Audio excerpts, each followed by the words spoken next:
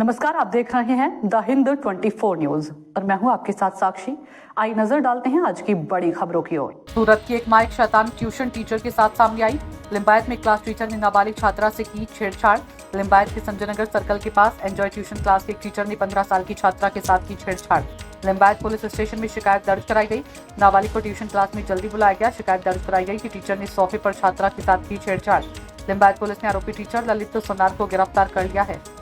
સુરત શહેરના Limbayat police station વિસ્તારમાં એક બનાવ બન્યો હતો। આ બનાવ અનુસંધાને જે બેન છે એમણે આવી અને પોલીસ સ્ટેશન ખાતે ફરિયાદ નોંધાવી હતી।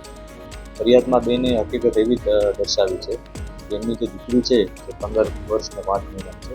એ દીકરી જે જગ્યાએ કોચિંગ જતી હતી એ કોચિંગના જે ટીચર હતા એના દ્વારા છેડતી કરવામાં આવી હતી। આ બાબતને લઈ પોલીસે તપાસ શરૂ કરી હતી।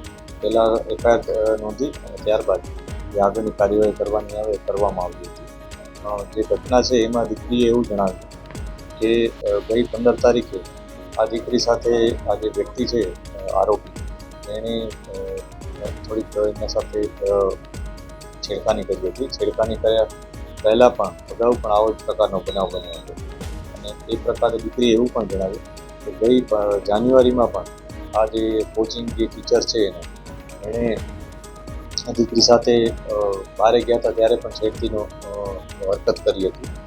હકીકત પોલીસને જે જાણવા મળી છે એમાં એવું પણ જાણવા મળ્યું છે કે જે દીકરી છે એને પહેલાં પોતે 10મા ધોરણ પછી આર્ટ્સ રાખવા માટે ટીચરને ફોન કર્યો હતો અને ટીચરે એને જણાવ્યું કે તું કોમર્સ રાખ અને તને કોમર્સનું કોચિંગ પણ આપીશ। એ પ્રકારે એને આ દીકરીને પોતાની અલગ સ્ટ્રીમ પણ બદલાવવામાં અને આવી રીતના મિસગાઈડ કરી। ખૂબ જ સંવેદનશીલ બાબત છે આ અને મારી દીકરી છે એની સાથે આ ઘટના બની છે કે જે ટીચર પાસે એ ભણવા જતી હતી અને એને પહેલાં તો મિસગાઈડ કર્યું અને મિસગાઈડ કરીને એને પોતાને ત્યાં કોમર્સમાં એડમિશન લેવડાવીને પોતાને ત્યાં કોચિંગ માટે બોલાવે। કોચિંગમાં આ પ્રકારની હરકત કરી છે। એ ઉંમર નાની છે એટલે અમે ખૂબ જ સંવેદનશીલતાપૂર્વક આ તપાસ કરી રહ્યા છીએ અને જે આરોપી છે એને અરેસ્ટ કરી લેવામાં આવેલ છે અને આગળની જે કાર્યવાહી હોય કરવામાં આવી રહી છે।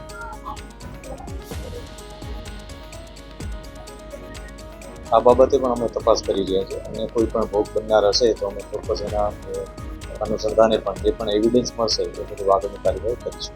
देखते रहिए द हिंद 24 न्यूज।